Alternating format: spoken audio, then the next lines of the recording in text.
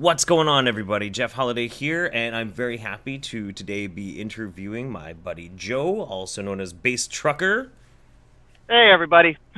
So, Joe and I have been friends on Twitter for a while. In fact, it was actually through Memory, because became friends with Memory on Twitter, and that's how you end up being friends with me. That's correct. I actually found Memory because I was following Shoe on Head, and there was a post where she got mentioned because it was like, I believe the actual tweet was, "That's an amazing Shoe on Head impersonation." Oh, God, when she tried to do the thing. Yes, I think so, Yeah. yes. Yeah, that's pretty fucking good. Yeah, absolutely. Well, Joe, we've been talking for a while, and I've always found you a really fascinating person. You're a trucker, you're a father, you used to be in the military, lots of ground to cover. But really, to get to the core of who Joe is, Okay. where so you were telling me before that you moved around a lot because of your dad's job. So I mean, I figured that'd be kind of like a good groundwork to try and understand, who you are, where you come from, how you grew up. So what can you tell me about that? All right. Well, my dad, well, first off, I'm third generation military. Hmm. My grandfather was in the Army. My dad was in the Army. And my dad was in the Army Intelligence Agency when he met my mother. He left. He went when they got married. He left the military, started working for the steel mill, and worked there till I was about 1 year old, a little bit before, and then he got a job with the NSA. Oh wow, with the Yes, NSA. yes, with the Oh shit. NSA. Right I on. told you it was going to get fun. Oh yeah, absolutely. I had no doubt, man. I had no doubt. And at 1 year old, we all packed up and moved to England. Wow. So what branch was your father in? My dad was in the In the Army army. Intelligence Agency. Oh, that's yeah. I don't know why. For some reason, I would have thought there would be Army intelligence in the Air Force or something. I don't think there's Woo! intelligence in any of the branches, and I've been in two of them because I've been in the Army and the Navy. All right. So you guys moved to England. Yes, Uh, Harrogate. wow, that's wild. But he was working for the NSA, but he Yes, I guess went to like an but international branch. but I will say this: he wasn't working for the NSA when we were in England. The NSA does not have any people stationed in England. Right. Got it. Got it, guys. Okay. Absolutely. So how long were you in England? I mean, did you kind of grow up there? 5 years. 5 years. Okay. I was born in Michigan. We moved to and then we in Wyandotte, which is a suburb of Detroit, Mm-hmm. and then moved to England and stayed there for 5 years. Wow. Uh, uh, did a lot of different. I actually remember some of it in England. Uh, not a lot, obviously, but Yeah. definitely remember shooting my first rabbit when I was in England. Oh, cool. My dad took me hunting. He held the shotgun. I aimed and pulled the trigger, and that night we had rabbit spaghetti for dinner. That's awesome. Oh man. Oh man. 5 years old, I killed my first rabbit. I didn't think they. Well, I guess maybe they changed their gun policy like a long time ago. But yeah, for some reason I thought there wasn't really a whole lot of hunting in England, but I guess there is. There is on occasion in certain locations, and they were having a major rabbit overpopulation problem. Oh, and as long as you got some Americans to pull the trigger, might as well put them to It, it, work. it was also on base. Oh, okay, okay, yeah, that's Uh, definitely different too. right now, I was also very interesting in other ways as a kid growing up. Like when I was 1 year old, just before we went to England, my mom flew with me to Florida, where my grandmother lives, Hmm. and apparently, now mind you, I do not remember this, but I was walking and talking in complete sentence and potty trained by age of one. And Weird. when I say complete sentences, I was walking around the airport with a big cardboard cutout number one on my chest, hanging around my neck, and I was walking around saying, "Everybody, hi, my name's Joe. We're going to Florida to see my grandmother." Aw, that's adorable. Right, but at age one, saying that sentence. Yeah, that's pretty crazy. That is pretty nuts. Oh I man. mean, I've been reading and writing. I've been reading and writing on a college level since the fifth grade. Yo. Um, So it is what it is. I wouldn't say I I don't think it was fifth grade when I hit that, but I hit it pretty young too. So I can kind of relate to that a little bit, but yeah, no, I think you got me beat in that regard, man. I read 400 on my phone, 480 words a minute with an 83% comprehension rate. Jesus, Jesus. So you're like one of them freaks that can just like skim the page and absorb the book. Honestly, if they had tested for the autism spectrum when I was growing up, outside of the Dustin Hoffman Rayman stuff, I probably would be on it. Oh yeah. Well, you know, I think a lot of people probably would these days. That is Whole true. lot, yeah. No, that's why sometimes I have a stuttering problem. So if I stutter, I do apologize. Oh, I try to be careful with that, and sometimes you'll hear me slow my speech because of that. So I do apologize in advance. Oh, it's totally fine. I've always found you charming, and you're totally fine. Absolutely. All right. So, but while we were in England, you'll find this one fascinating. Well, two things fascinating you'll find while we were in England. First off, Christmas 1981, our last year in England. Mm-hmm. My dad had just gotten his first Christmas off from the agency, and had was me and my brother were upstairs sleeping, and my dad was downstairs playing Santa Claus, as parents are wont to do. All of a sudden, the phone rings, and it's the office. Oh no. And, okay, first off, my dad's okay. Real quick, I'm Joseph Albert Mara the third. My dad is Joseph Albert Mara Jr. My grandfather's Joseph Albert Sr. So it's like, Joe, you got to come into the office. Why? Why? Joe, you got to come into the office. Why? Joe, you have to come into the office. Now, I'm downstairs. I'm playing Santa Claus for my kids in my first Christmas off in 5 years. Why do I have to come in? Joe, you know this is an unsecured line. Oh no. Shit. Crap. Yes. Right. Now, my dad's job was he listened to radio communications. Okay. And particularly, he focused on the Middle East and Russia. Gotcha. Okay. Now, the area that he had been focusing on at that time was Afghanistan. Okay.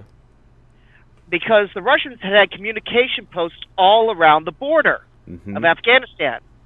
He got called in Christmas, I believe it was 81. And if I get my year wrong, somebody will correct me on this. On this stream, I'm sure, because this is a well-known event. So I do apologize. But if I got my year wrong, if it's either 80 or 81, it's right there. But he got called in because all the communication posts had disappeared. Oh shit. Yes. Shit. Yes. Was this the invasion? Yeah, well, he came in and he found the communication post in the capital city of Afghanistan. Oh man. Oh shit. That's crazy. Right. Now, another one you'll find fascinating is we actually were were actually scheduled to go to Iran next. Mm-hmm. My dad, though, got some word from people there that things were looking bad, and decided he didn't want to take a family to Iran, and moved. And so when we left England, we went to Fort Meade, Maryland, instead. I'm familiar with Fort Meade. My dad worked at Andrews, right, and visited all the bases around there. This was right before the Ayatollah Kola took over in Iran. We were supposed to move there. Well, it's a damn good thing you guys didn't go to Iran then, isn't it? Yes. Shit. Another good story you'll like from my dad is, you remember back when Muammar Gaddafi was claiming the entire Gulf was his?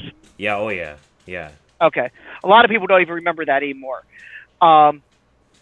And we were flying freedom of navigation exercises, if you remember correctly. I mean, they even made a movie, Iron Eagle, that was making fun of the whole thing. Yeah. Do you remember an incident where we shot down 2 of their MiGs and nothing ever came of it? I mean, it sounds kind of familiar, but I don't really quite remember it. We were both really young at the time. Yeah, so, yeah. You'd be about 10 years younger than me, so you'd have been a lot younger. Yeah. Because I believe you're right around 10 years younger than me. I'm 41. I'm 34, so it'd be 7 years. 7 years younger than you. 7 years. Yeah. I'm close. Yeah, pretty close.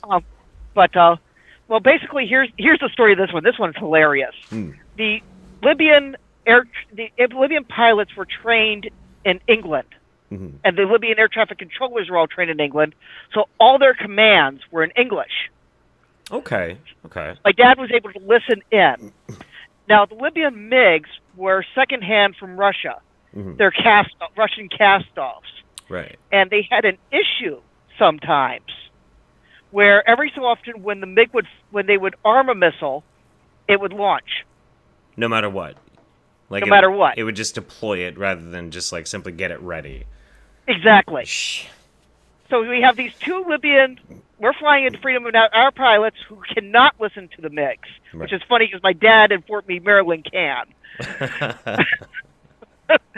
Are flying freedom of navigation exercises. The Libyan pilots are flying intimidation exercises. Hey. Yeah, Winter's peeking in on the stream. I don't know if it's gonna show up necessarily that way, but yeah, I'm listening. Hi. Say hi to Joe. Go hi. Get it out of your mouth. Get it out of there. All right. So they're flying freedom of they're flying their intimidation exercises. They decide to play a game of Top Gun with us, where they basically put us into missile lock and try to scare us off. Well, this is the way. This is how it sounded from my dad listening in. Right. Charlie 1 come in, Charlie 2 come in. Charlie 1 here, Charlie 2 here. Charlie 1 arm your missiles, Charlie 2 arm your missiles. Charlie 1 arming missiles, Charlie 2 arming missiles. Oops, I shooted one. Oh shit. Oh shoot. Oh man. Charlie 1 come in, Charlie 2 come in. Charlie 1 come in, Charlie 2 come in. Charlie 1 come in, Charlie 2 come in. Our pilots knew nothing. Right. All they knew was a missile came their way. Right. They didn't get hit though. No, they didn't get hit. The Libyans did. Oh yeah. Oh yeah. Yeah. They got shot down. I do kind of remember something about that. Yeah, that's wild. So yeah, my dad was listening in on that. Oh my god. That's hilarious. Yeah, my dad was a radar operator or a radar and radio operator for the Air Force, but he was always in South America. Ah, okay. Yeah. Yeah, my dad was supposed to go to Vietnam, but the day before he deployed, his orders got changed to Japan. Oh, whoa.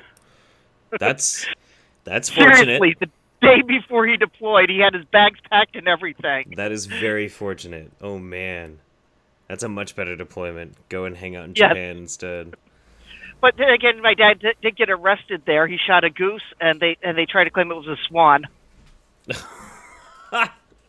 And the very first question that the police interrogators asked my dad, who was the son of a coal and salt miner, was how many millions of dollars does your father make? Zero millions of dollars, sir. Zero. Oh man, that's funny. Shit. That's wild. So, so because you were basically a military brat, I was a military brat too. Right. How many countries did you end up moving around to? Growing up, I only was in England and the United States. Yeah. Though I did visit Ireland and Scotland. Oh, cool. I did move around to the U.S. a little bit before when I was still growing up. From England, we went back to Michigan for half a year. Then, my dad was already that was while my dad was busy finishing up the move from England to Maryland. We moved to Maryland for a year. Then my dad stayed working in Maryland while we moved to Pennsylvania for 8 years. Okay. Then we moved to South Carolina with it, and my dad left the agency while we were living in South Carolina. And he's done other things since, including being a truck driver himself for a while with my mom before she got Meniere's disease. Gotcha. It's an inner ear problem that makes you dizzy, and it causes loss her hearing, so she's no longer allowed to drive. Oh, that's too bad. Right. That's an interesting one. Did she end up having to learn ASL? No, no, no. She only has problems hearing in one ear. Okay. She has perfect hearing in the other ear. That's fortunate, though. That's pretty Yes, fortunate. yes, it is. Yes, Yeah. it is. Whew. Man. That's like that. Uh, That's been one of those fears that I've had all my life is like losing my ability to hear or so that's actually kind of interesting though because I find that a lot of people who were brought up as military brats but then had to travel overseas got perpetually culture shocked. So I think it's actually kind of fortunate that you get to spend the majority of your formative years in the States. I had other problems. I was, like I said at the beginning, I was misdiagnosed with ADHD at points and all sorts of other things. They probably really should. I probably really should be on the spectrum. I probably should get tested just in case my daughter is, Hmm. because my ex-wife won't get her tested. Uh, we'll get into my ex-wife later. Yeah. She's a piece of work, and that's an interesting story in and of itself. You'll love that one. But if I probably should go get tested simply because if it turns out that I do am on the spectrum, then I can go look. It is hereditary Mm-hmm. issue. Right. Yeah. You need to go get her tested. Right. So I'm just trying to figure out a time when I have 48 hours a week off to go get it, and that on the weekends to go get tested. Right. Yeah. Yeah.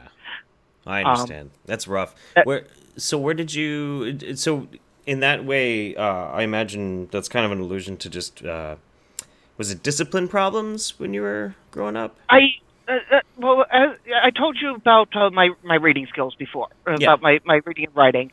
I mean, when I was in back to England real quick. I'm sorry, I'm going to segue here for a second. It's totally fine. When I was in England, I started kindergarten in England, Mm-hmm. and I pissed off the teacher. She wanted to know what this is, and I told her it was a joint. How? But that's a joint. There's a She joint. wanted the word She wanted the word elbow and was upset that I at that age knew what a joint was.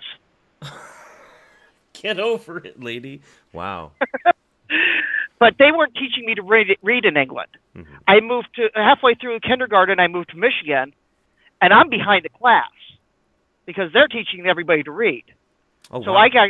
I get taught to read there. Then I moved to Maryland for first grade, and they're just now teaching everybody in Maryland to read. Oh shit. Oh god. I then moved to Pennsylvania, and I'm right at that point. I'm right about on par with everybody else. Mm-hmm.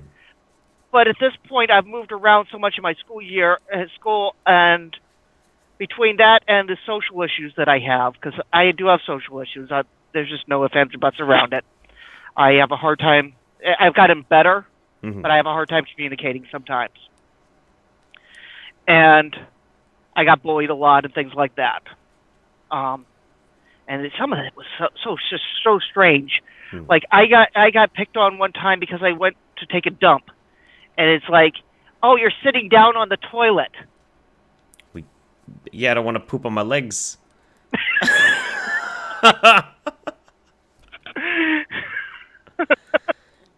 Yeah. Kids are assholes. Yes, it's just the weirdest things. But be that as a side, though, my parents are. I'm not doing my homework. I'm acing my exams. Every test I take, I ace. Mm-hmm. But I'm not doing any of the homework, so I'm failing the school half the damn time and end up in detention. I actually get held back a grade in 8th grade because I wasn't doing my homework and acing the exams. Oh god. I had the same problem in school. Same problem. They tried diagnosing me with ADHD and put me on Ritalin, and that made me into a zombie. Oh. But by 3rd grade, I decided I was loving to read. So I started reading anything I could get my hands on that beyond the stuff for my age group. Mm-hmm. And I started with things like Greek mythology. Oh, cool. And I moved on. Then I decided, you know what? I want to read. I got it under my skin to read the book 20,000 Leagues Under the Sea by Jules Verne. So I got this book and I started trying to read it, and I realized really quickly I could not read this book. Why? It was way over my head language-wise. Oh. Hmm. So I went and got a dictionary. And I kept rechecking the book out of the library, just renewing it, over the course of 6 months with a dictionary in hand, reading 20,000 Leagues Under the Sea. Absolutely. Absolutely. By 5th grade, I was reading Shakespeare unmodified.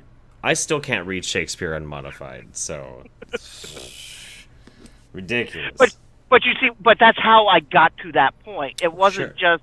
Some of I'm sure is talent, but there was work involved in it. Oh, yeah. Do not get me wrong. Yeah. A strong desire to learn, I think, sometimes makes school even harder for people. It does make things hard for me in debate. I was reading, but after that, I was starting to read an average of 3 books a day during school. And nowadays, it's like I know things, I don't even remember the source anymore because it's stuff I read 20 years ago. It's like, I don't even know where to begin to look to find it, but I know I read it. Hungrily digesting information. Yeah. Basically, yes. I mean, I can sit down and explain economics to somebody from the basic, from how it changed from barter economy all the way up through, and why capitalism works and socialism doesn't, because based off of that. Sure, absolutely. But and I could give people examples, but can I tell them where I got the information from at this point? No. Yep. Just extra information that just isn't necessary. I got the gist of it. I got the basic details. What was the name of the book? Who gives a shit? It's fine. I just know it. Yep. Exactly. It's just crazy that way. But so England to Maryland to Pennsylvania, effectively, with a brief stopover in Michigan. Sure. And so yeah, I had a hard time in school. Like I said, I was basically a C and D student a lot of times, even though I was acing the exams, because I'd sit there and read books and not do my homework. Yep. Class exercises, I was just reading the textbook. Same. Books. Whenever I would get told, we would get assigned actual book to read. It would be either like, I've already read that, or 2 days or a day later, I'd be like, okay, I'm done. What's next? Right. Yep. Do you feel like maybe your dad, working in intelligence and obviously a man of high intelligence himself, do you think that maybe that might have been some of the things that rubbed off and compelled you to be that voracious in consuming knowledge? My dad is... He's not dumb. Do not get me wrong. But me and him are not. He's not. I hate to say this because it sounds like I'm sounding like an asshole. But both me and my brother are a good chunk ahead of our parents' IQ wise. We don't know how this happened. We were a working class family and everything, and me and my brother are both just. Or my brother and I, if we want to go grammatically correct, because somebody's going to go, oh, you're not IIQ, you're not being grammatically correct. No, I'm just lazy. Me too. It's just, my parents never knew what to do with us half the time. My dad liked to read, but my dad would read maybe 2 books a year. Right. And they share none of ours. They don't even share. They don't. My dad likes to hunt and fish all the time. And while I enjoy going out hunting and fishing, I like fantasy and science fiction and things like that. And my dad is lost and confused by half of that stuff, and so is my mother. They don't. My parents are both diehard Catholics, Roman Catholics. I'm a pagan. That would definitely be kind of an ideological split. Or were they the kind of parents that would have thought, had it been released, when you're growing up, they would have thought Harry Potter was satanic? No, they weren't that bad. Okay, that's good. They just would have thought it was ridiculous. They would have thought it was ridiculous. Gotcha. Yeah. Well, my dad thought it was ridiculous. My mom actually kind of enjoyed the Harry Potter movies, so she did feel they started getting too dark towards by about movie 4 or 5. My mom was actually convinced at one point that Dungeons and Dragons was devil worshipping. My parents took me to see a priest because I was playing Dungeons and Dragons. Really? Oh, yes, man. Really. Oh, man. I Wow. am not kidding. They actually did. That's incredible. Yes. That is incredible. It's amazing how, just as a little, to the side, it's amazing how one stupid, bad, overblown story on one tiny local news station can lead to a nationwide epidemic of people thinking that kids are worshiping the devil. It was actually more than that. It was more than that news story.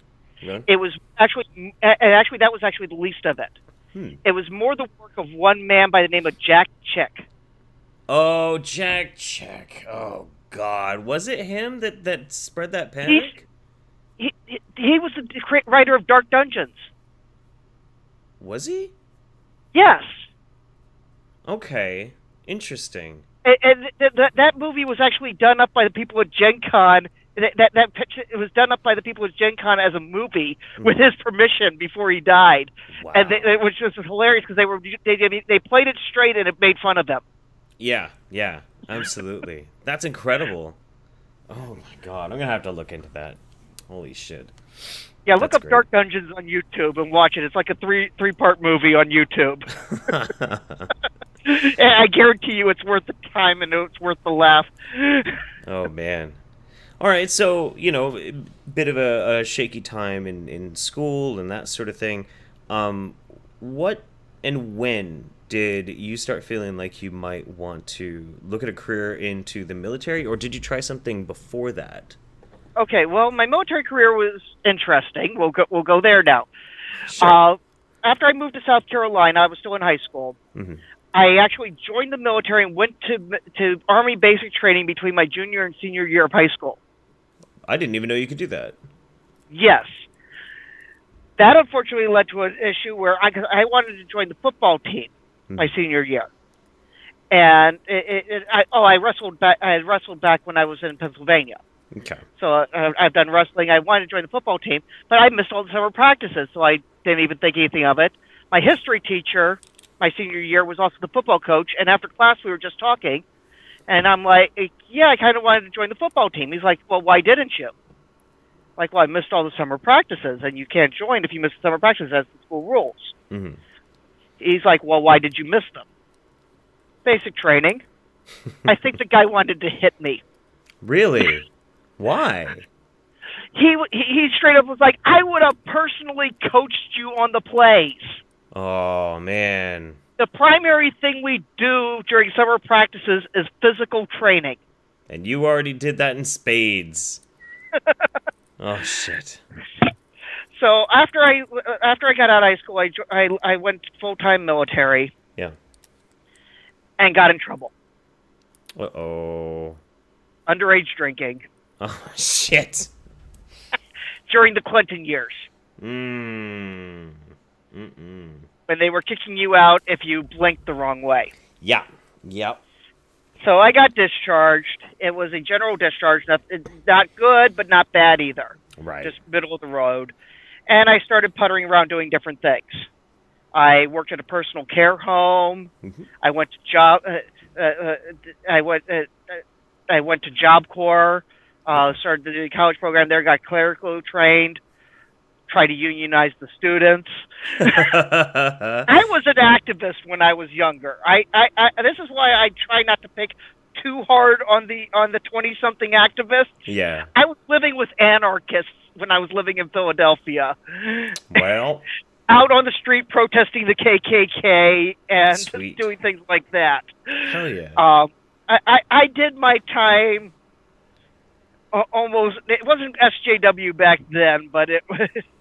Trying to unionize Job Corps is pretty ballsy, though. I do gotta say.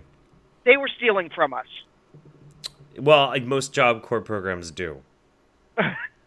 They really do. They really honestly do. So, and I was that was an interesting time in and of itself because that was primarily inner city Philadelphia youth at that Job Corps. Oh, a lot of Crips and Bloods. Yeah. Oh yeah. Oh my God. Well, one hilarious incident. One of them called me a cracker at one point. Oh boy. I looked at him straight in the eye. I'm like, I ain't no fucking cracker. I'm a fucking wop. Get your derogatory term straight. We became friends after that. Fuck yeah. Absolutely. Another time we went to one of the mining towns Mm-hmm. to tour the museum and and the old town. Okay. And it was me, and it was I think I think there was like maybe 3 specks of white in this whole student group that went there. Yeah. And don't take, please, people listening, do not take this the wrong way. This is descriptive, not racist. It's Right. just descriptive of the situation. Yeah. So we're going through this town, and they're talking about, here's it's all sweetness and light, and you know my feelings on the mining towns of Pennsylvania. Yeah. Yep. Sure do. Right. So we get to this final bit of it at this question and answer period in the church, and one of the black students speaks up and goes, "Were there any black people at this mining town?" And the tour guide was like, "There weren't." And you could just feel the room getting ugly. Uh-oh. I mean, it was precursor Black Lives Matter ugly. Yeah. Okay. And at that point, I just spoke up and was like, "Can I say something?" And she's like, "Yes." And you can see her starting to panic in her eyes. Mm-hmm. Because everybody in charge was just kind of freaking. Yeah. But without actually doing anything, you could tell nobody knew what was about to happen. You could feel it in the air. Yes. Yeah. I looked back at the student that asked the question, and I was like, "Be glad." And everything paused. It just was like that. I don't know if you ever felt that situation where you have that everything in the air, but then everything just freezes. It's still there, but it's that nobody knows what's going to happen now because everything's changed. And I went on to detail everything that went on at the mining towns. Yeah. In detail, in every gory detail. And then I asked at the end of it, "What would you call this?" And I think I had about 10 people, at least half the class, pipe up with slavery. Yep. Yep.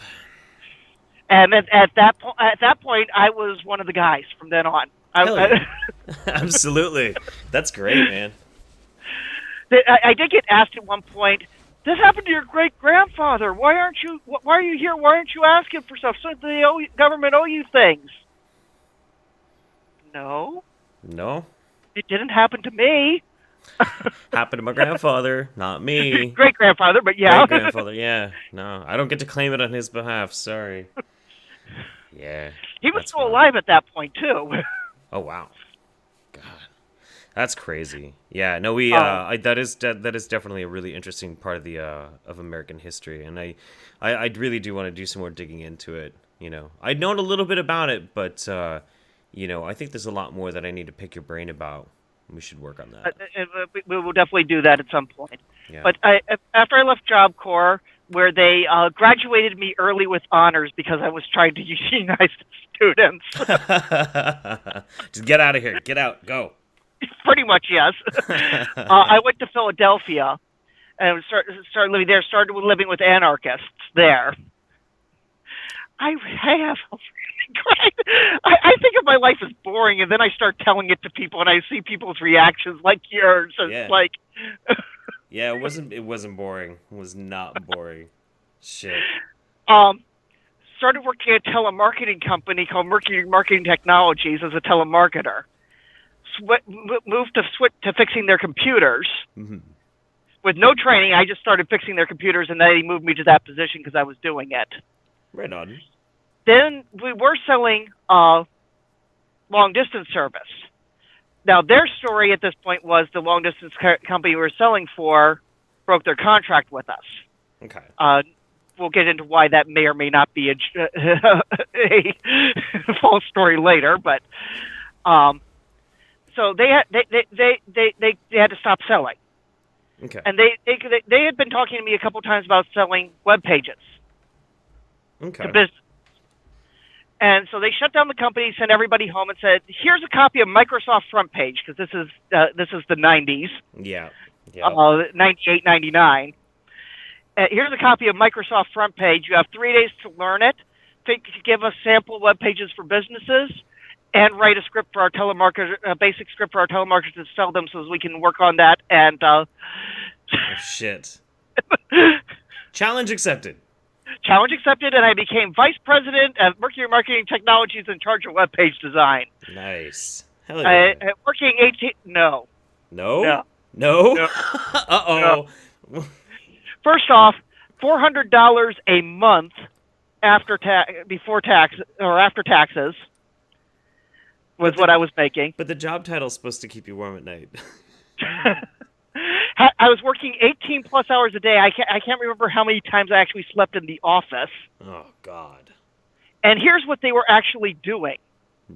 They were selling 80-some web pages to businesses a day with promises of unlimited graphic design and unlimited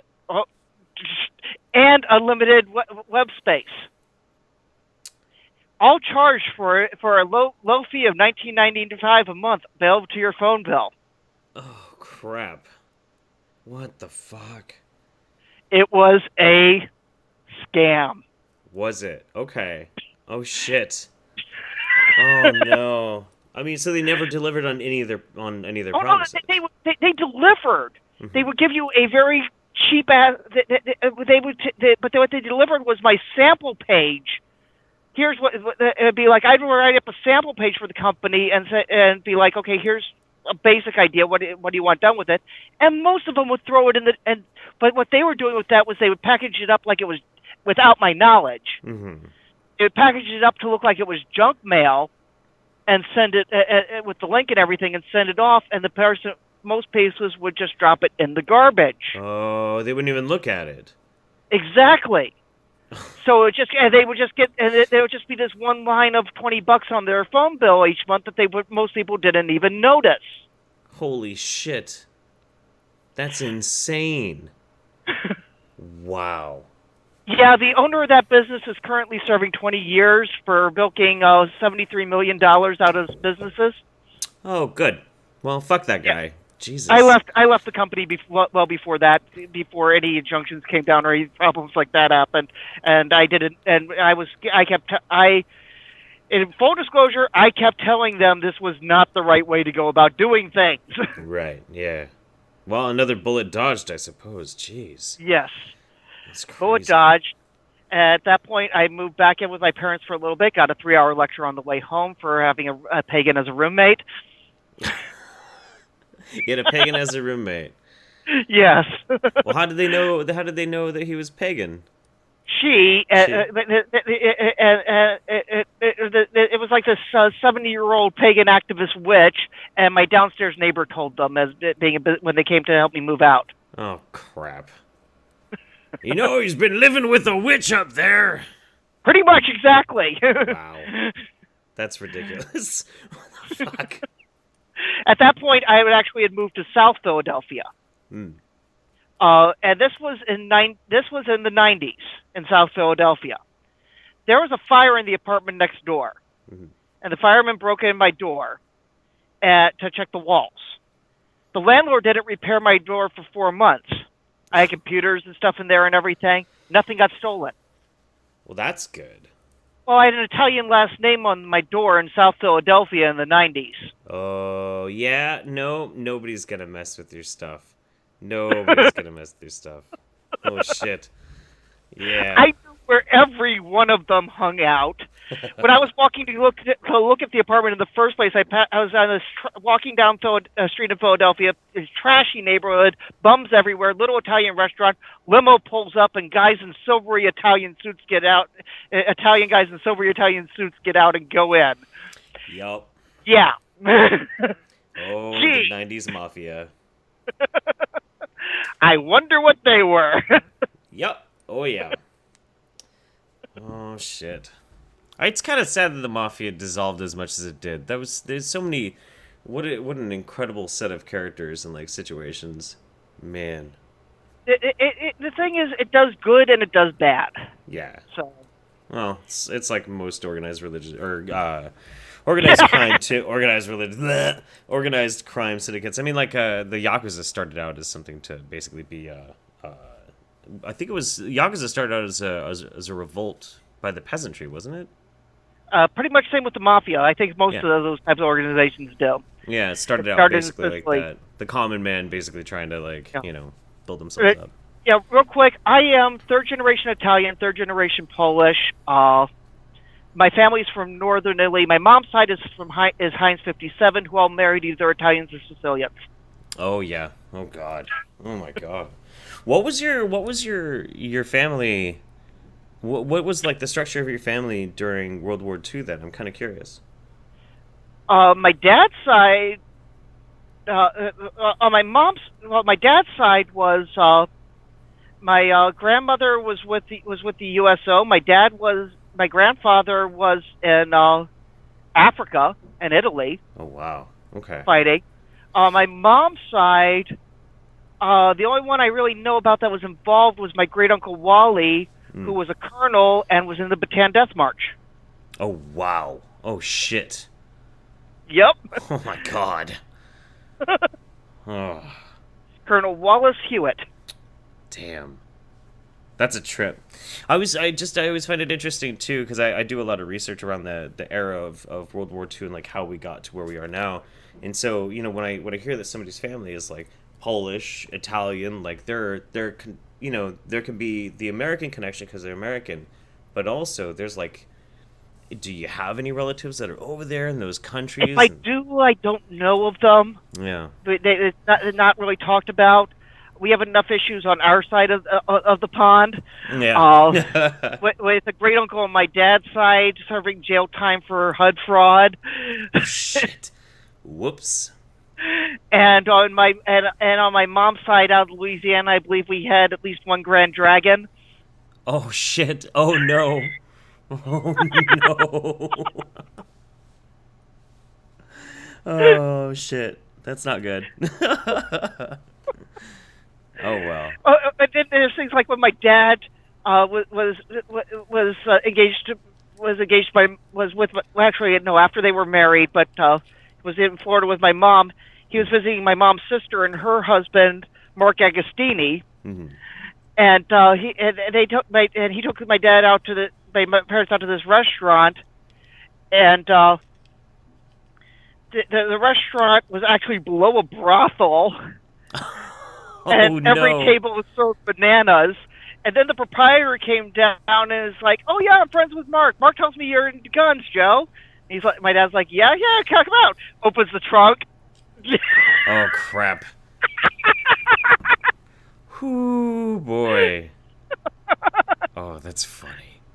Oh my god. And I'm just as much a scrapper. I mean, back when in England, there was a story my dad just reminded me of. Mm-hmm. About 3 years old, my dad took me fishing below the White Horse. Okay. If you don't know what that is, look it up after the interview. Yeah. But I look up White Horse England and you'll see it. But I'd never seen a goat before, and I was at 3 years old. I would go out, I'd fish, then go back and play in the farm a little bit, go fish a little bit. You know how 3-year-olds are. Yeah. Well, out comes this billy goat. And me never having seen a goat before outside of things like the Three Billy Goats Gruff goes, "Hi, Mr. Billy Goat." Billy Goat comes over, charges, and butts me over. Oh no. Well, my dad's starting to charge over at this point. Mm-hmm. I sit up, and I'm like, "You're a bad Billy Goat," and I'll charge the goat. And my dad's now doing this number here, holding both me and the goat back from each Oh other. no. Break it up, you two. Break it up. God, that's funny. Jeez. Were you going to try and headbutt it, you think? I was going to punch it. Oh, yeah. God. All right, so high school to crazy job that thankfully you dodged ever having to be prosecuted because they were shady. Right. And then your pagan roommate, and then back with your parents. Now, at that point, then I go into talks with the Navy. Okay. And I joined the Navy in December of '99. Okay. By the way, my ASVAB score is, if I remember correctly, it is a 96 or 97. Oh wow. Okay. out of a 99. Whew. Wild. Yeah. I was basically told I could do anything I wanted to do. That's got to be Wait. nice. Shit. And I joined the submarine service. Really? Yes. Oh boy. Oh man. Okay, so if you have to take care of your kid, take care of your kid real quick. I was just looking. They're fine. They're totally fine. Okay. Okay, so so you joined up with the Navy and went for submarine service. So Yes. how was that? I enjoyed it, but at the same time, I have depression issues, and I was starting to drink really heavy at that time too. Yeah. Now, I did not get in trouble for my drinking, at least not in the trouble with the military sense again. For one thing, I'm well of age, and nobody looks twice on a sailor that's drinking like a fish. Right. Yeah. Unfortunately, unfortunately, I fell in with a kind of a crazy crowd, and but they were oh so nice. They brought me home with them for Christmas, where I met my friend's cousin, and we ended up marrying by January. Oh boy. Were you serving on a submarine at this time? Not quite yet. I was still in what we call A school. Gotcha. A school. I was a fire control technician. Mm-hmm. Person that tracks other submarines, launches that takes I take the information from sonar Mm-hmm. and interpret it and use that to actually track the other ships and make and launch torpedoes if necessary, things like that. Okay. And we also had a secondary job of running the ship's computer. Okay. And by computer, I do not mean one of these things. Right. Old computer. The big mainframes. Oh, interesting. Okay. Yeah. So we also did run the ship's LAN, which was the so. This was 2000s. It might be old by today's sailors, but it wasn't that old a computer technology. Gotcha. Okay. The mainframes, though, were had to be whenever you started them up had to be programmed in hexadecimal and all that. Oh man. Oh god, that's great. Yeah. So but you did end up serving on a sub though. Yes, I served on both the USS Kentucky and the USS Alabama and the USS Kentucky. Okay. I did earn my Silver Dolphins. I served a total of six Trident deployments. Was out of Bangor, Washington. I've been to Hawaii several times with them, and San Diego a couple of times with them. Oh God, Fleet Week in San Diego, huh? Never got to see that. No. I have been down nearby you a couple of times. I used to live out there, like I said, and yeah. Visited Seaside, Oregon, and Astoria, and all that a lot of times. Oh yeah, that's beautiful. But I did 6 submarine deployments.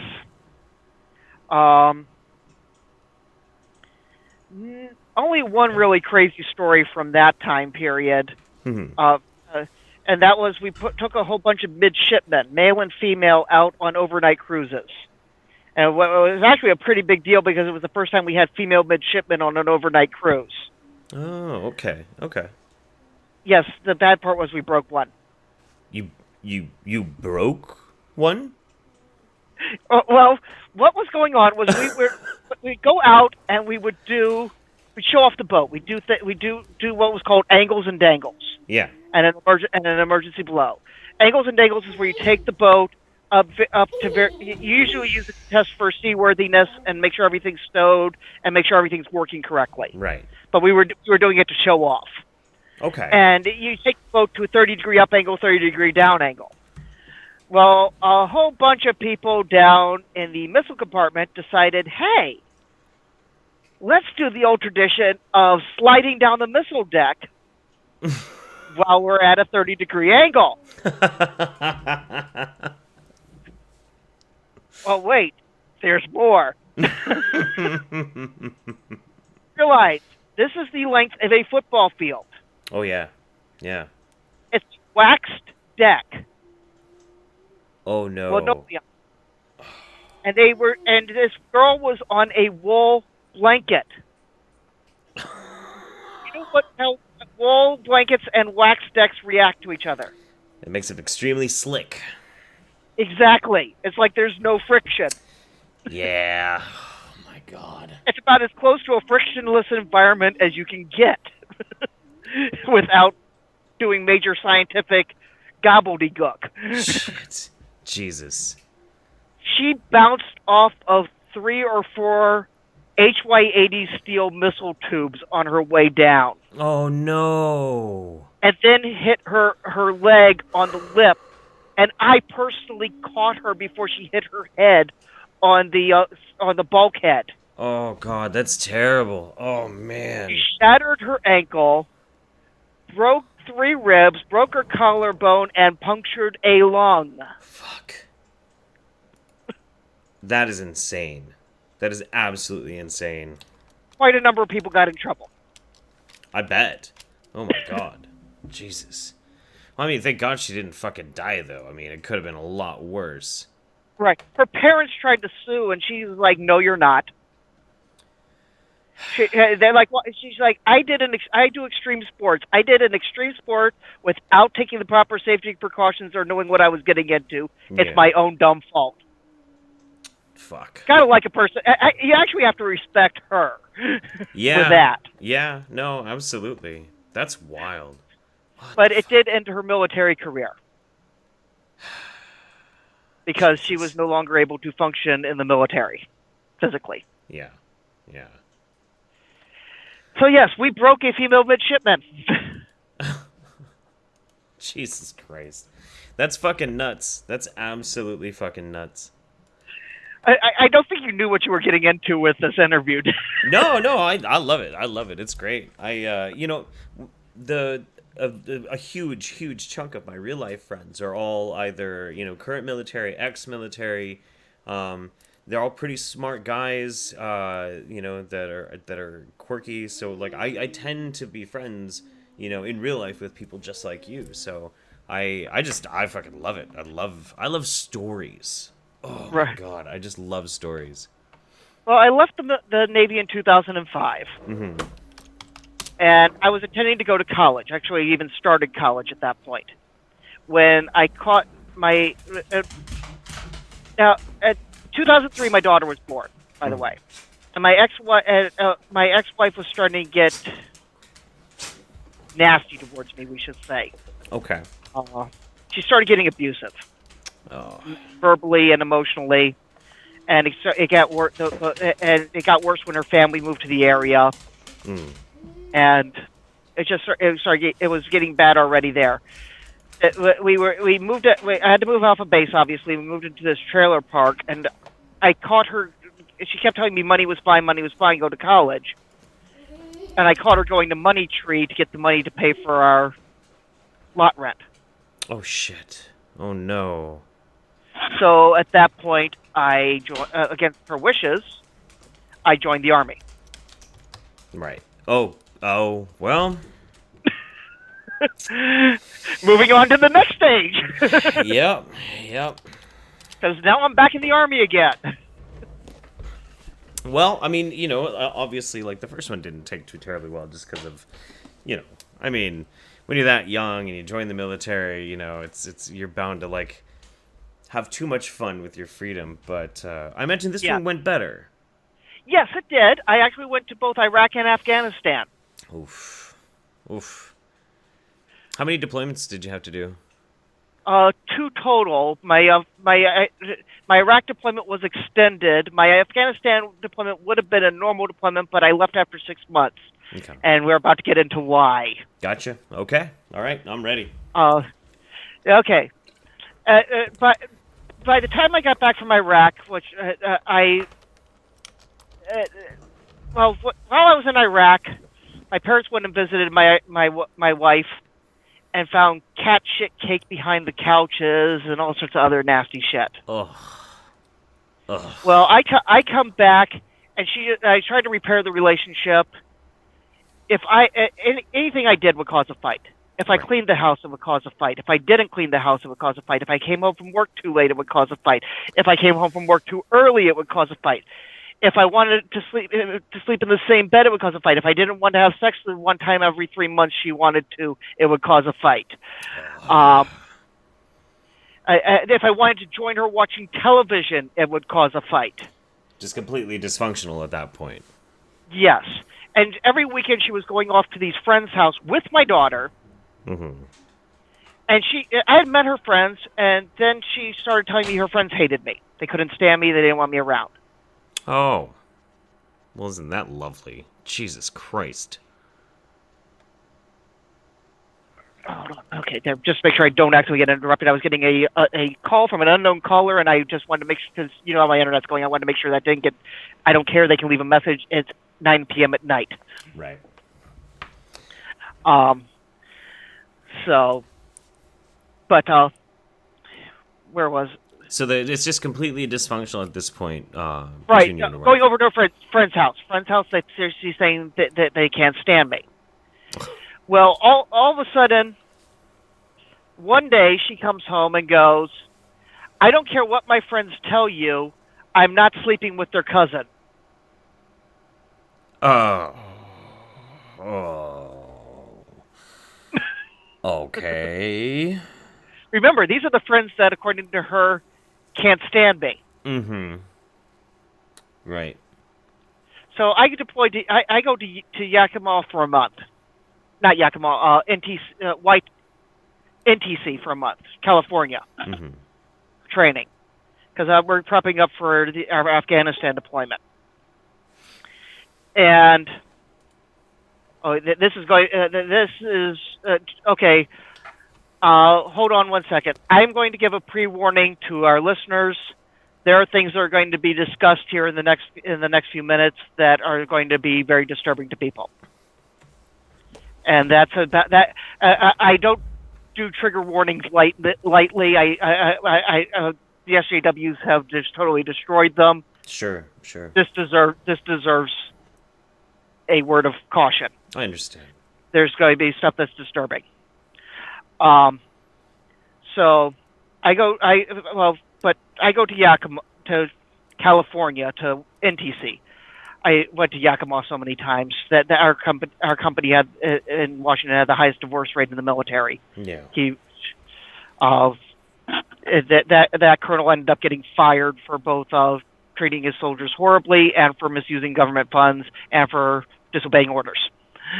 Shit. Fuck. Yeah. So I go to my wife drives me to base to go to fly to California. Yeah. And she drops me off at the location and takes my car home. I go to California and then I call and say, all right, I'm coming home because I have to when it's time to come home. I'm coming home on this day. I need you to pick me up. Do you need directions? No, I'm good. I dropped you off there. So I get in. Okay. And I wait. 5 hours later, she shows up. First off, supposedly, according to her, my car hates her. Okay. And second off, I was in trouble for not giving her directions to where to come get me. Okay. But she is supposed to have known where you were because she dropped you off. Yes. By the way, this caused a fight where she actually broke things on the wall next to my head. Oh shit. At this point, I decide for a divorce. Probably the best idea. Yeah. Right. But divorce hasn't even begun really, and I deploy. Fuck. Oh God. Okay. All right. Right. So I'm in Afghanistan. I talking to my daughter once a week, which is all I ever get to talk to her anymore, anyways. And all of a sudden, my ex disappears with my daughter No contact. No nothing. for about 5 months. Fuck. While you're in a foreign country fighting a war. With her friend's cousin, who is now who they are looking for because he molested their 9-year-old daughter. Oh. Okay. And she has my 6-year-old daughter with her. Oh. This is why the warning. Fair enough. Yeah. Okay. Jesus Christ. All right. Oh wait, it gets better. Oh boy. All right. They finally get back in touch with me. I'm flipping out about this. They get in touch with me right after Christmas, and I also at this point find out that she decided my daughter had been being bad, so Santa gave my daughter rocks in her my 6-year-old daughter rocks in her stockings for Christmas that year. What the I have to laugh. I'm trying to please people watching. Do not take this the wrong way. This is laughter of just sheer. Can you explain it? exhausting. Please? Like after you be so mad at something for so fucking long, and it's already over with. Sometimes the best way to deal with it is just to laugh at how absolutely ridiculous and shitty it was. You know.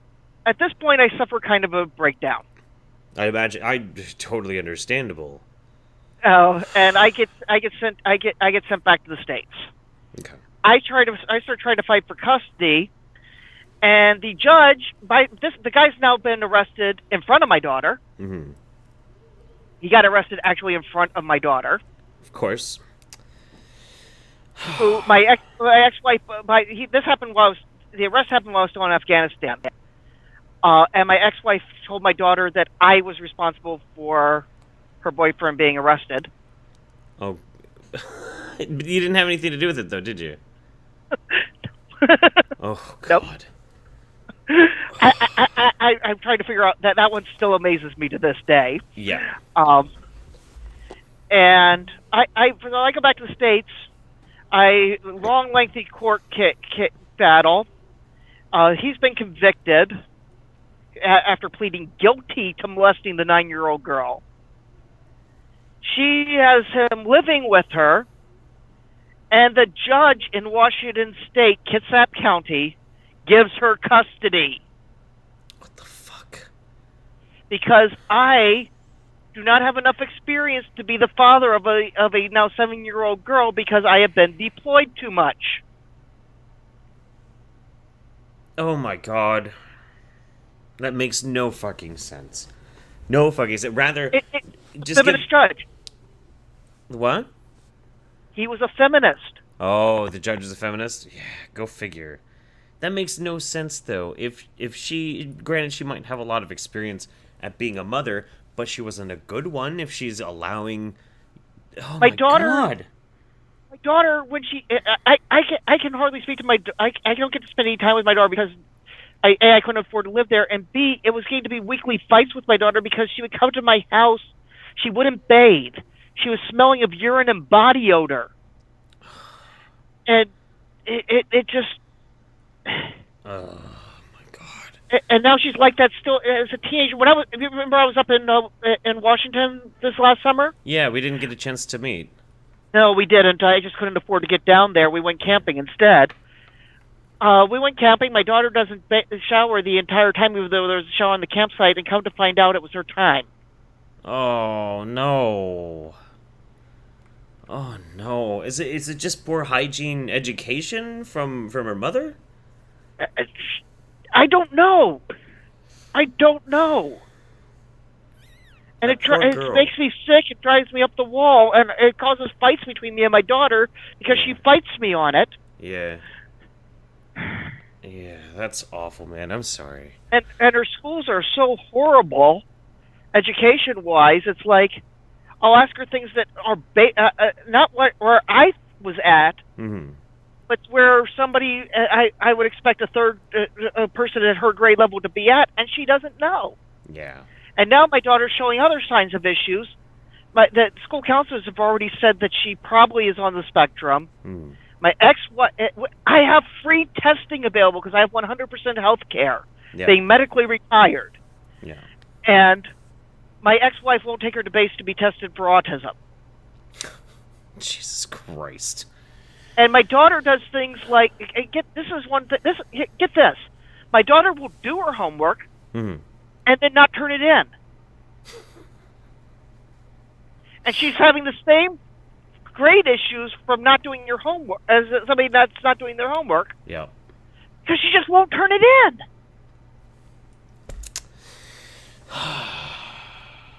And of course, the mother's in complete denial. Complete denial. Yes, her mother. Her mother actually yelled at me for asking my daughter about her schoolwork. She's like, said I would keep you informed. But that's what a parent's supposed to do. Oh my god. What the Logic fuck? need not apply. That is absolutely insane. But Insane. before I moved out from my ex-wife, before I deployed, Mm-hmm. I had my daughter still age 6. I was teaching her to play chess on the computer, not because I thought you'd actually understand at age 6 how to play chess. Mm-hmm. Simply, she liked watching me play on the computer and liked playing along with me, and the basic moves are understandable even to a 6-year-old. Oh, sure, sure. Right. And she was having fun with Dad. My wife, still wife at the time, comes in and goes, "I don't know why you're bothering. It's not like she's going to be another Bobby Fischer." Wow. Wow. Wow. Wow. What do you think happened that made her like that? Oh, her father was abusive. An abusive drunk. Yeah, but I mean that's letting somebody off the hook a little bit too much though. I just think she's a narcissistic asshole. I guess they definitely exist. I've dated a couple, so yeah. Oh So have man, I. Not just her, but yeah, I definitely have. Jesus Christ, that's absolutely insane. So, but you came back from the States. Was it when did you get pulled out of Afghanistan because you needed to deal with the family issues? Because no, they weren't going to let me go to deal with the family issues. Okay. I got pulled out of Afghanistan because I went insane because of the family issues.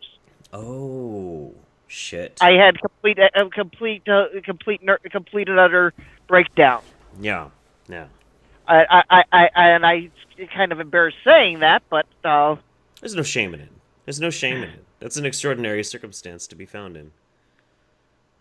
Oof, I can't even imagine. How long was it? 4 or 5 months without 5 contact. months, no contact. I think Not anybody even would her go insane. brother knew where she was at. Yeah, I think anybody would lose it at that. That's incredible. God damn. All right, well, so you get back to the States. You start getting into this. Obviously, the court battle turns to shit. Right. So what then? I now owe money out my wazoo to a lawyer that failed me. Yeah, of course. Um, I I leave the military in 2013. Try going to college, but even and I just don't have the patience for it. I did well in art Hmm. as I started getting into model painting and everything, but I didn't have enough money to live on. I couldn't afford anything. I started training for H&R Block, but that was a joke. Yeah. Um, Ended up sinking into a really bad depression again. Particularly when I got a letter from the military saying, "Hey, we overpaid you at some point for $13,000. You owe us that money." Oh my God. I fought that one and won, thank goodness. Yeah, Jesus. um, Eventually, but I actually ended up being suicidal and going into a psych ward for a week. After that, my buddy down here in Indiana said, "Look, move down here. We'll get you something down here." Hmm.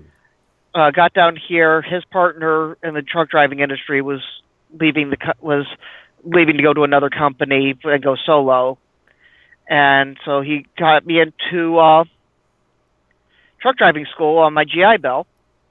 Okay, cool. And now I partner with him on a dedicated route Hmm. where I drive from Dayton, Ohio to Auburn, Maine, and back 2 to 3 times a week. Right on. I imagine it does pay pretty good doing a dedicated route like that. Yes, yes, it does. It does pay very well, and being a team driver pays even better. Hmm. I get paid roughly 24 cents a mile, Okay. Wow. which a solo driver gets paid like 40 some cents a mile. Hmm. So it seems like less, but I get paid for my miles and my partner's miles. Oh, okay. Okay. So it's actually more by like 10 cents a mile. Right, exactly. That's awesome. Damn. Well, that's cool. They So, but pay us better because we can do runs faster and do therefore they can get more done with us. okay. Okay. Yeah, no, that totally makes sense. And you're in your truck right now. Yes, yes, I am. Yeah. I'm looking to get an apartment here next month, um, in Columbus, Ohio, and then I got to figure out how I'm going to get furniture because I'll be able to afford the apartment, but not furniture right away. I'll probably be sleeping on an air mattress. Yeah. I've done that a few times. Oh man.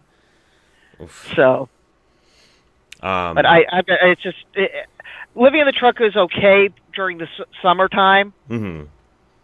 In the wintertime, it starts becoming a nightmare. Yeah, I can imagine. I mean, if you got the warm enough blankets, you can sleep okay, but waking up, ugh, God, I can't even imagine that. Ugh. Right. Especially having to like crawl out to go take a piss. Uh huh. Yeah, in Ohio winter weather. Ugh, oh, dude. No thanks. No thanks. Holy shit. What kind of truck is it? The truck I'm in now is a 2013 Volvo. Oh, okay, cool. I hate it. You don't? Why don't you like it? I liked our Freightliner Cascadia. Okay. The big difference is a couple big differences that make it really frustrating, particularly for a team driver. Hmm. One, the curtain in the Volvo is paper thin, Oh, okay. which means if either of us decides to have a phone conversation, the other one can hear it. Yeah, yeah, I can see that being a And me and problem. my partner do not. And sometimes I have friends I like to talk politics with, Hmm. and me and my partner do not agree politically. That would be kind of a problem. Yeah, yeah, I could I see that. I am a independent that hates both parties with a passion and voted for Trump because I couldn't stand Hillary, Same here. and he is a diehard Hillary supporter, and as an Irishman, he is the secretary for the Latino caucus of in Indiana. Oh, yeah, I can see He's that. You might have he some he. differences. Yeah, let's put it this way. At one point, he actually was bragging to me about how he got introduced to the undocumented community and how they were a major and very important political bloc.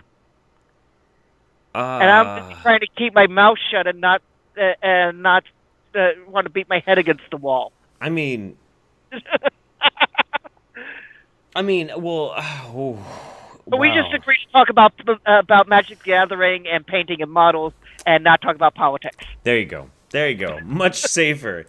Much safer. Oh man, that's funny. This is somebody. Hold on 1 second. I gotta fix this real quick. My phone is providing my internet, and my phone is about out of charge. Oh shit. Uh-oh. I just had to. While I was charging my pad, Yeah, yeah. so I had to switch to the charging cord. Oh jeez. That's fixed now. Um, I don't understand how basic political theory and propaganda theory Hmm. has now become tin hat conspiracy. How so? Give me an example. Well, we know how both on the right and the left, people have been faking crimes. Oh yeah, yeah, absolutely. Right.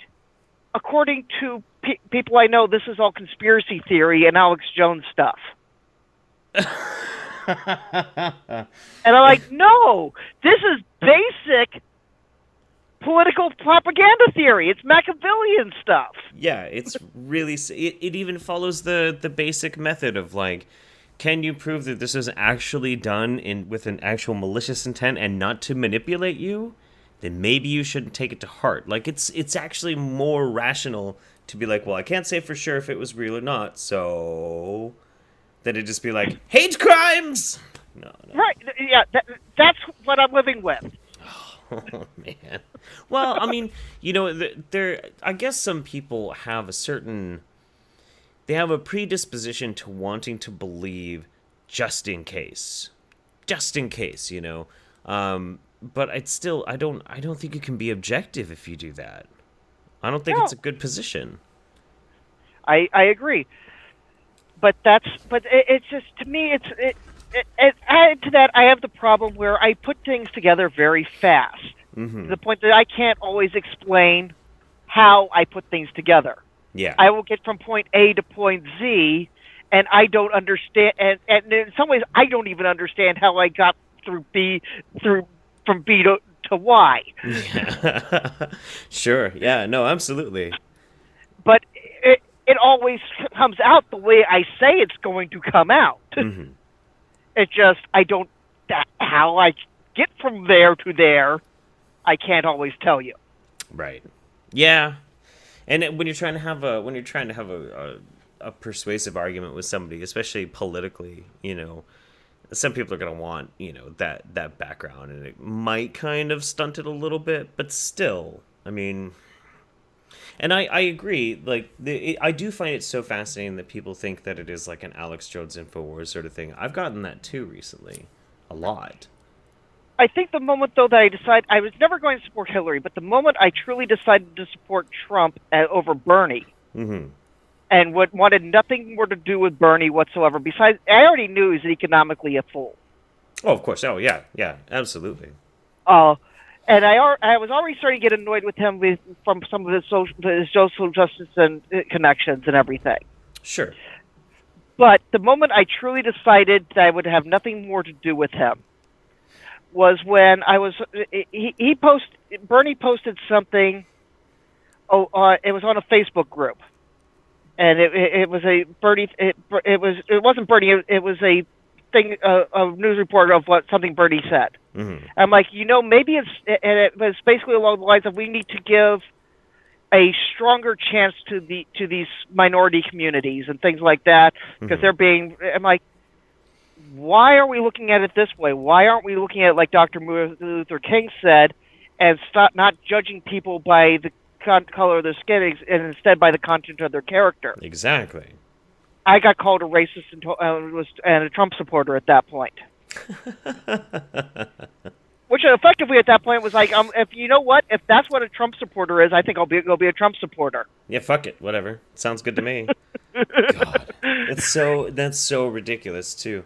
I mean, if you want to be supportive, but how you believe you could best support somebody is counterintuitive to how somebody else demands you to be supportive, you're right. Somehow bad. And the funny thing was, I even posted as, why don't we just take a look at this view? Yeah. I didn't say we have to. No. I said, let's look at it. Right. Oh my God! Let's consider a different option. Doesn't just have to be this or that. Oh man, it's ridiculous. I have a couple of friends of mine who traditionally have always just been usual stand-up decent guys, but over the past 6 months or so have gone full-blown SJW, and I cannot figure out why. Like, they're not in college. Right. There's really no actual reason that I think they should have to do this. Girlfriend? One of them has a girlfriend, and she's kind of social justice-y. She's a non-binary-ish kind of person, but she does not spend her days on Facebook posting that type of thing. She just spends it showing, like, cute animals. Right. But everything is like, Nazis are coming to kill us all, and like, Trump is an evil person who wants to kill all the gays. What the fuck are you talking about? I don't want to go Godwin's Law, but if there was either of the two candidates that was closer to being a Nazi, it was Hillary. Yeah, she's a lot more expansionist, that's for sure. And she definitely was controlling the media. Mm-hmm. Absolutely. Absolutely. I said this in our hangout, but it bears repeating. Hmm. They're not denying the DNC and Hillary are not denying any of the racist things that was said in those emails, any of the corrupt things that were said in the emails, any of the bigoted things, or any of the potentially criminal things. Yep. They're not denying any of it. All they're Nope. doing is saying that the Russians hacked the emails, so that's how they got them. Yeah, it's what we said Total. is what we said is okay because somebody obtained it illegally. Huh? What? Oh my god. Effectively admitting that they said all those things. Oh man. And it's so wild too. A lot of It doesn't help that Trump is an idiot. Oh, of course. Yeah, well, that's just the thing though. He's not an idiot. He's just not smart in the ways that a president usually is supposed to be smart.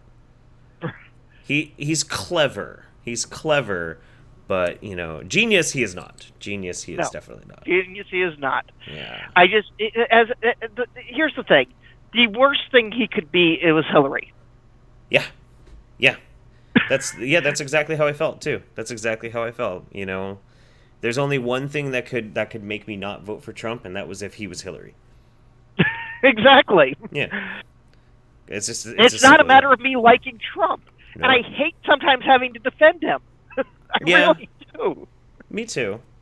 I mean, human beings, the last time that we had an overwhelming majority of Republican-controlled parts of the government, it did lead to a lot of advances socially in people understanding and building tolerance because there was a unified front of people who were just basically being shitty and trying to walk on the rights of other people.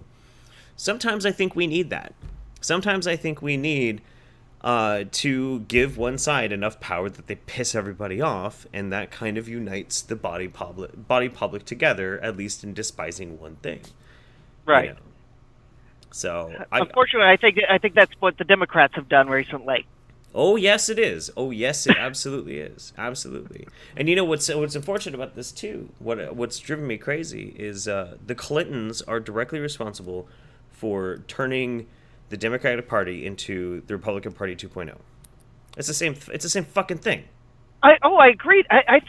We've had 36 years of the same thing. Yeah. I don't consider Bush either Bush any different from the Clintons. Mm-mm. And a lot of the disparages of Reagan came from Bush Sr., who did not actually hated Reagan. Yeah, I know.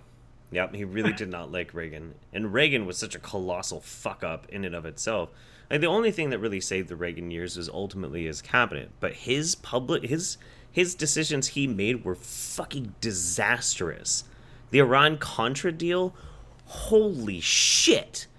The Iran-Contra deal was bad, but he did make some good ones though too.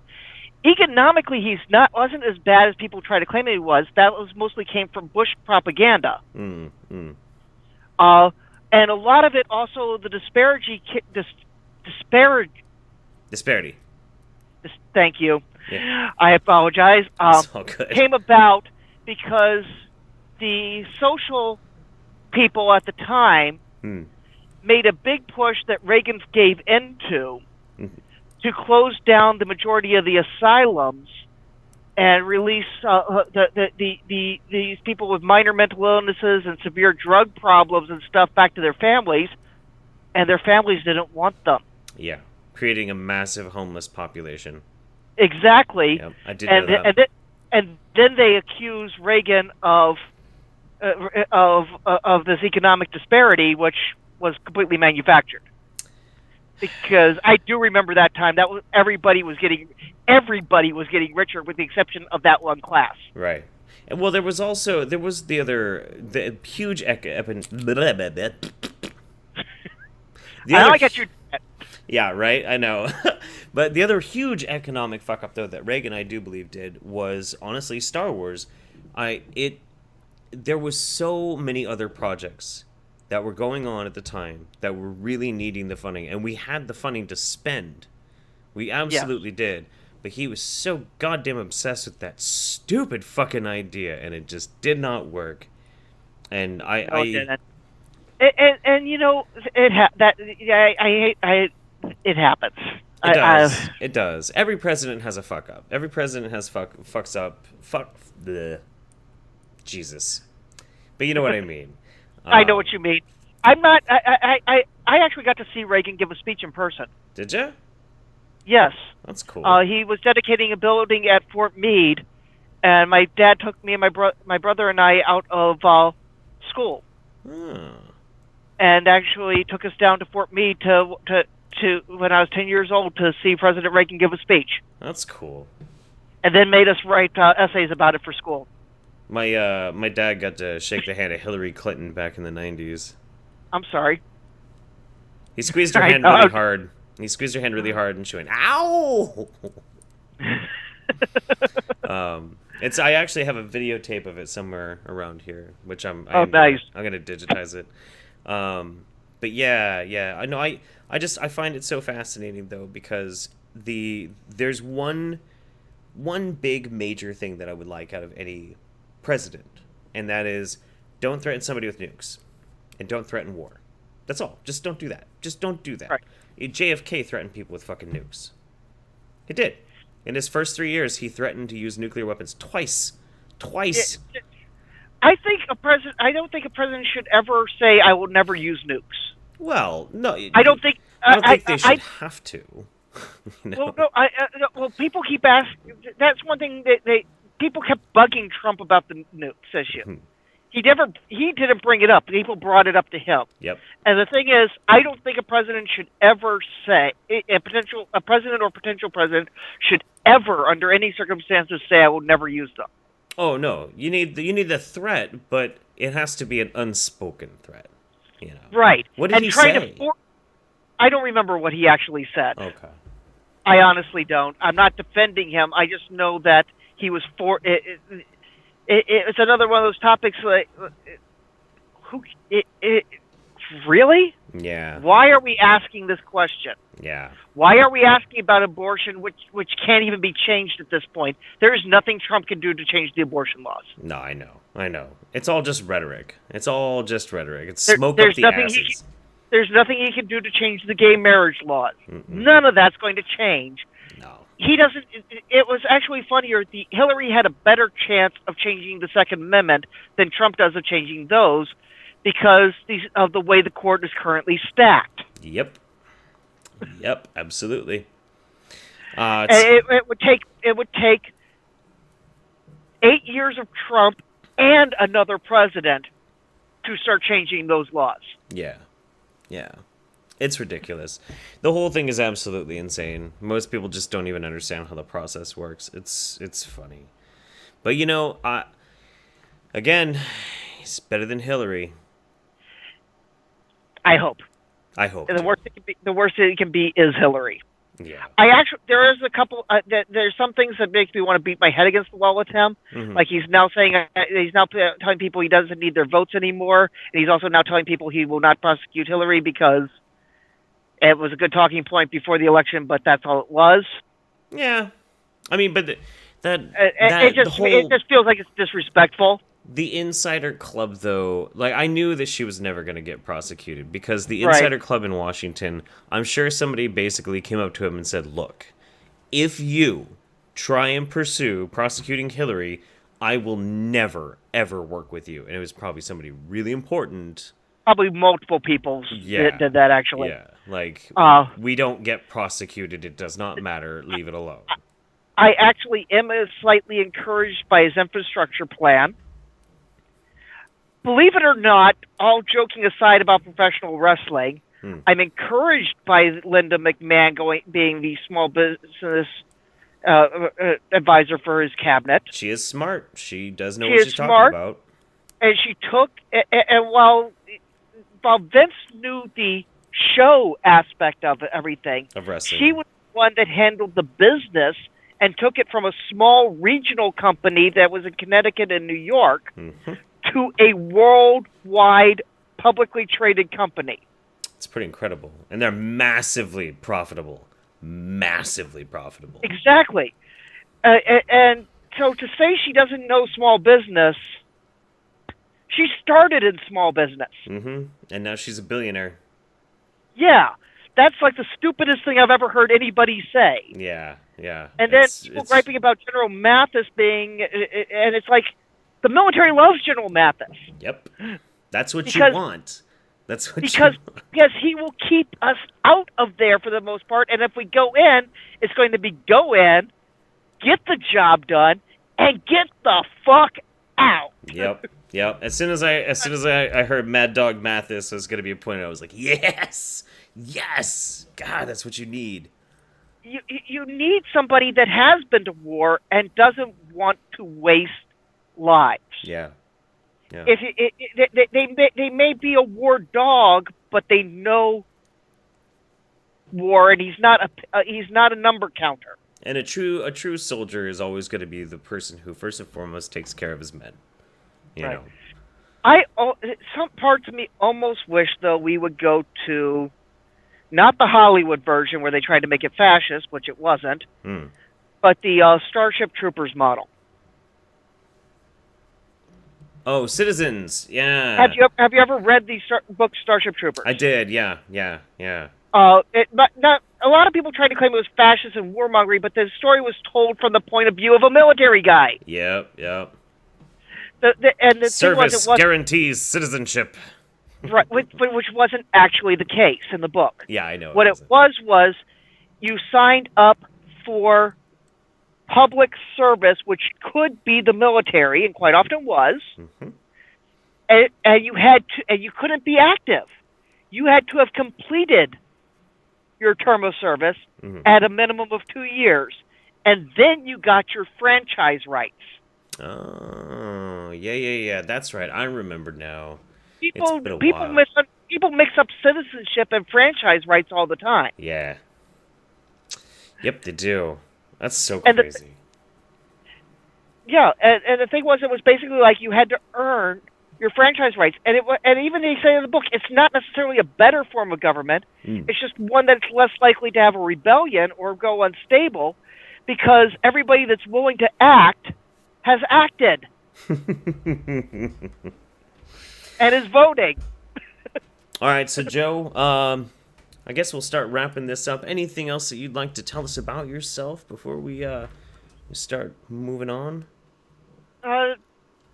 Not a whole lot. I paint models and miniatures when I can. As a truck driver, it's very difficult. Do you play any of the tabletop games? Yes, I play Warhammer 40K. I play Necron Faction. Ah, Necrons, cool. I don't know. Yep, I see it. That's awesome. That's great. I also play Dungeons and Dragons, Vampire the Masquerade. I played Vampire for a very long time. Well, I'm currently involved in a Pathfinder campaign called Rapana Thok. Cool. Which is effective. It's from Frog God Games, and it's effectively. Did you ever play? You play Dungeons and Dragons, right? Oh yeah. Did you ever play the module Tomb of Horrors by Gary Gygax?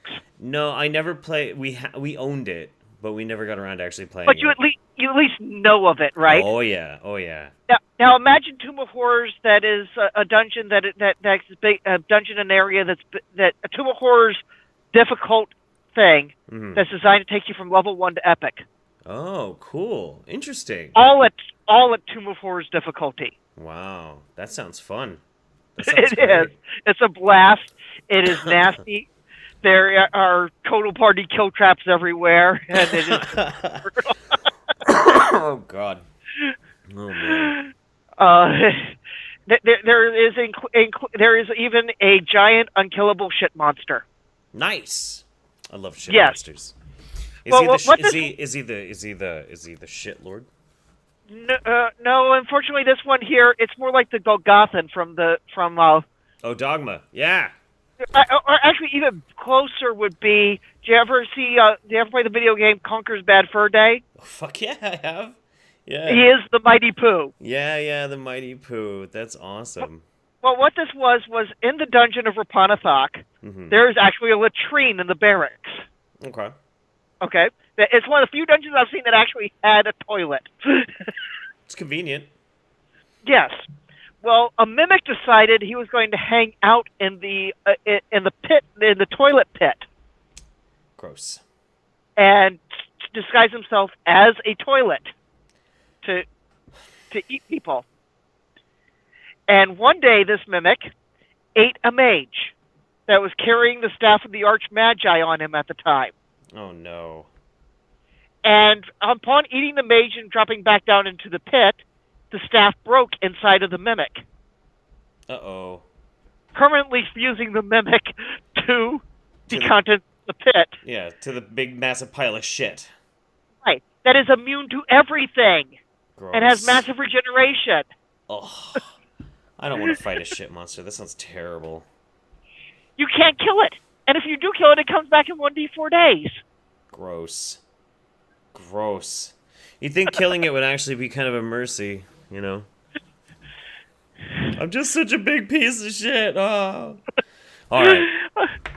Well. So, wait, any questions you want to add, you have for me yet? Still.